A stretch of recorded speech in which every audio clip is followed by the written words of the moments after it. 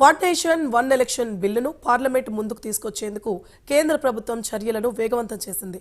ఈ పార్లమెంట్ శీతాకాల సమావేశాల్లోనే బిల్లును పార్లమెంట్లో ప్రవేశపెట్టాలని మోదీ సర్కార్ యోచిస్తోంది.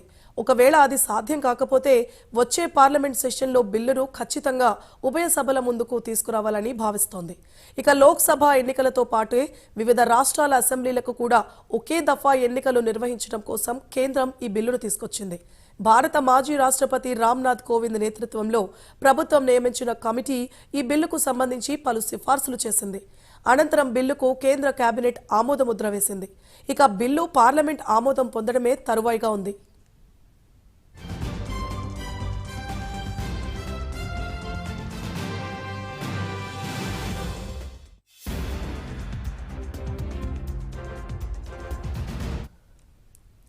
ఈ బిల్లుకు పార్లమెంట్ ఆమోద ముద్ర పడితే వివిధ రాష్ట్రాల అసెంబ్లీలకు లోక్సభకు ఒకేసారి ఎన్నికలు జరగనున్నాయి.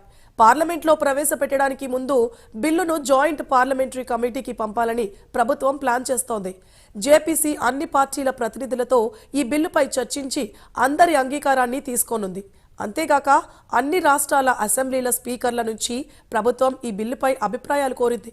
మేధావులు, నిపుణులు, పౌర సమాజ సభ్యులు తదితరులను కూడా ఈ బిల్లుపై చర్చలో భాగస్వాములను చేయనున్నట్లు కేంద్రం తెలిపింది.